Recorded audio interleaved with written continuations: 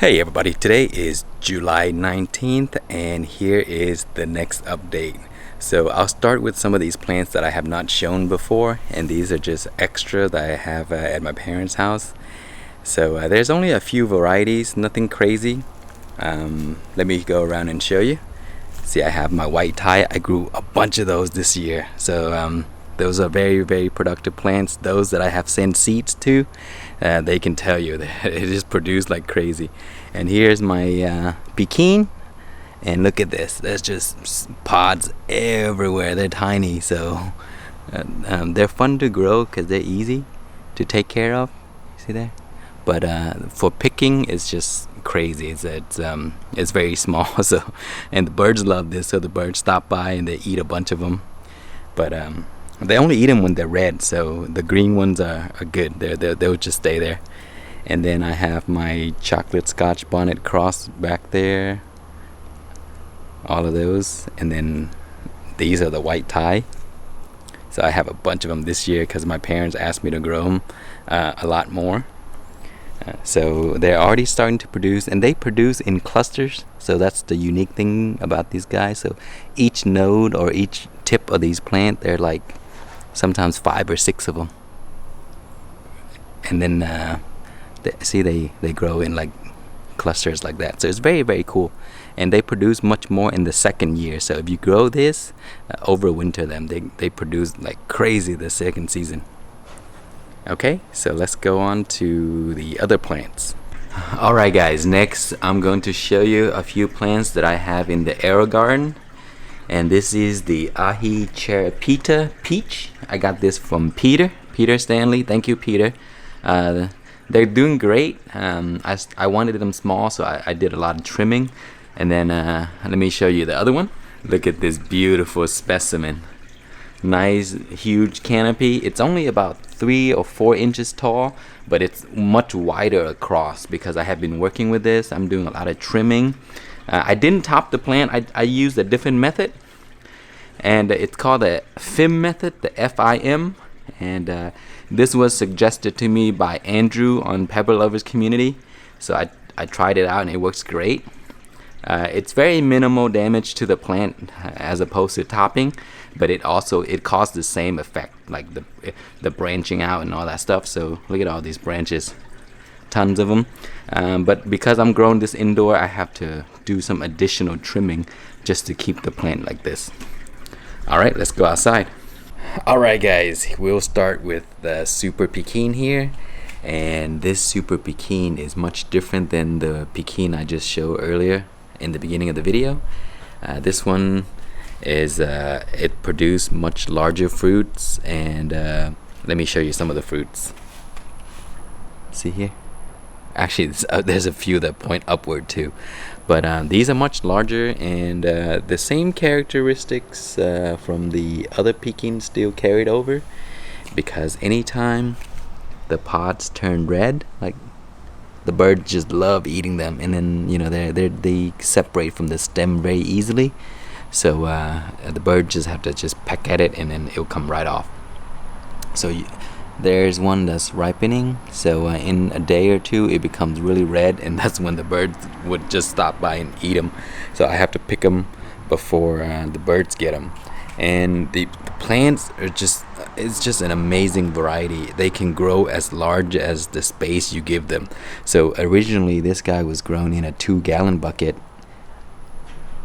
the blue one over there, very small, and then I transferred it into a 10-gallon bucket, and now it's just going nuts. Look at this. It's as wide as, probably wider than it is tall. Lots of branches, and I picked off most of the fruits already, but they're starting to come back.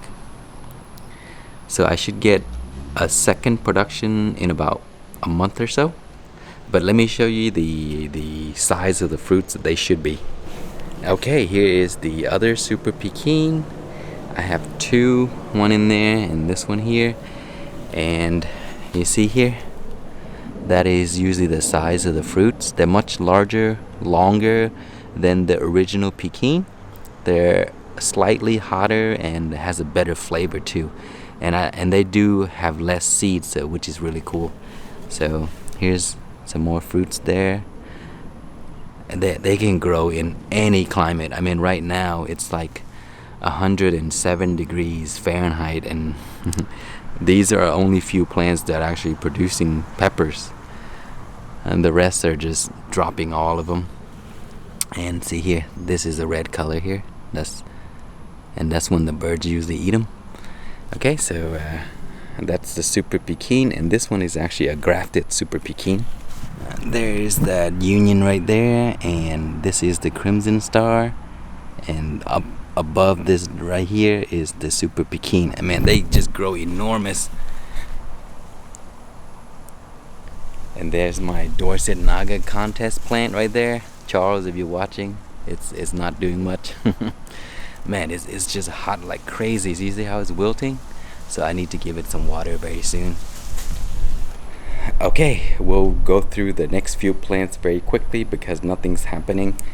This is one of my crosses, the Stargazer, and that is the lemon Starburst propagated plant. This is another chocolate Scotch bonnet cross. I can't wait to see pods for those. Here is a Scotch brain. Then I have this purple ghost here that I had in a very small pot, and then I moved to this one here. It's pretty happy right now. That's the hornet there.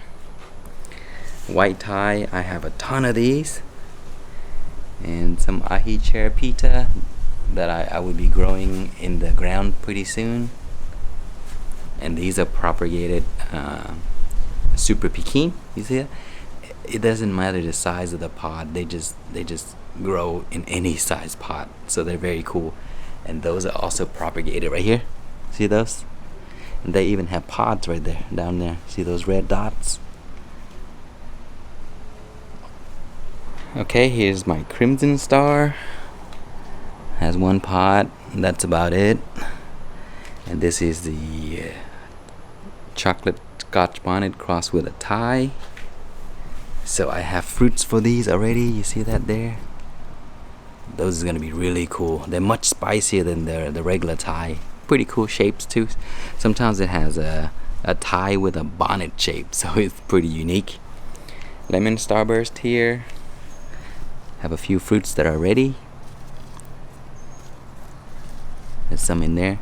See, if I wait longer, you see how they kind of turn white.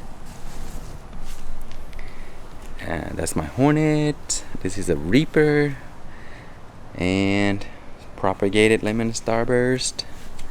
And then I have my Stargazer there. Okay, so let's go to the raised beds. Okay, here is the raised bed that contain my lemon Starburst. Man, they're just fighting for space like crazy. These plants can get really big, so it's always good to put less. I didn't want to get rid of all my seedlings, so I threw them all in there, so it's not a good idea. This bed here is about 5 feet, and it should only contain 2 plants, but I have way more. Anyway, the fruits are here. So lemon Starburst fruits are always underneath, like hanging like that. You see, they're all in there. And then here, some green ones. I'm surprised they're actually producing for being so hot. Today is 107 degrees Fahrenheit. Okay, and here is my hornets. Hornets didn't have any fruits because they're more sensitive than all of the other plants. Okay, back here I have some Scarlet Rose. Let me show you. These are really pretty. See here? They're like a flying saucer shape, like that. Very pretty. The plants can get real big too. There's some more pods somewhere in there. Okay, and here's my Scotch brain, the one that produced 2 pods. And here is my Sweet Misery, but it turned out to be something else. I think my Sweet Misery crossed with another plant. And so, look at this. You see? It has a stinger, but it's yellow. So it's supposed to be red, and it starts out that color there, and it stays that color until it's ready or ripe, and then it becomes like sort of like a gold color, and that's it. Pretty cool plant. Really hot. I'm very surprised. It tastes very much like the original Miss Sweet Misery. Very thick wall. I can't believe that it's so hot, being thick wall, a smooth skin, and it's yellow, because the yellow pods are usually not as hot as the red.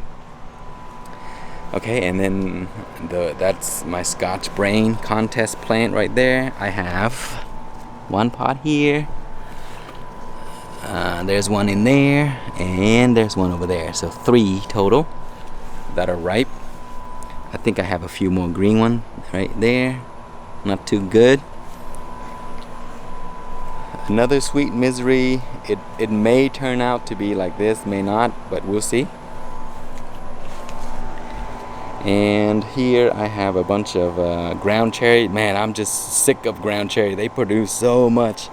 I don't pick them anymore. They fall off into the ground, and I just leave them. And the ants would come by and they'll eat them. So they just produce so much. I need to get rid of some of these. They're just you see there's just pods everywhere, like hundreds of them. So then they do take a bit of time to ripe. So you just have to wait until they fall off, and then you pick them. You see, they fall off like that. Don't eat them when they're green. They're not. I think they may be toxic. Okay, and this bed is just not doing great at all. Texas Crimson Bonnet and Scotch Brain over there, they're okay. And then I have all of these are white ties. I've been eating a bunch of them. They don't produce a lot because of the extreme heat, but they still put out enough for me to use every day. So I still have a bunch in the fridge. So by September, these guys are gonna explode with pods. And then check this out, guys. I have one. Look at that. That is enormous. This is a honey kiss melon. Man, that thing is gonna be awesome. Last year I picked one, but I picked a little too early, so it wasn't as sweet as it should be. But these things should be like honey, sugary sweet. So I'm gonna wait a lot longer this year to pick that one. And this bed here is doing much better. I have some chocolate Scotch Bonnet crossed with a tie over there. Sweet Misery or Misery Sweet somewhere in here. Biquinos. Oh man, I can't wait for these biquinos. And then I have some Starracha bonnets. I think white habanero somewhere in here. Might be that one right there. Lots of basil. And you see that big old plant there? That is a lamb's quarter. I found it when it's like this big, volunteer, and I placed them in there, and it just took over the whole bed. I left it there because it's actually giving my plant some shade, so eventually I'll take that guy out. There it is. That's my white hab right there. You see this little tiny pod? That's the white hab. I got some fish pepper here. And you see my cucumbers. Look at that. These are the Bed Alpha. They finally produce. The heat is causing these guys to produce a gazillion male flowers, and they don't produce female flowers until like the temperature dropped a little bit, and then they start putting out fruits. You see, these are the fruits right here. Those are the baby fruits. They don't need to be pollinated. They're I think they're parthenocarpic, so they self-pollinate. And I think I have, there it is, the one on the ground right there. So man, I can't wait to get more fruits off of this guy. They produce a ton once they're ready to. Okay, and this last bed over here, I have the Linzo in there. Gangsta Red and Gangsta Yellow. And that's it. The plants are looking much better because I just fertilized them. So there's really not much else going on. So in the next video, I'm gonna wait a while until something happens before I do another update. But that's pretty much it for this video. Make sure you keep the plants hydrated. Don't let them dry out, and fertilize them every week, since they're pretty big right now, and they should grow just fine. They don't need to produce right now, because even if they do, the buds will fall off anyway. So just let them grow, and once they're ready, they are going to produce a ton of fruits. Once the temperature cool down, like these guys here are not doing anything. They're just starting to develop some buds, so which is good for those guys. Anyway, that's it, guys. Thank you for watching. Please like, comment, and subscribe.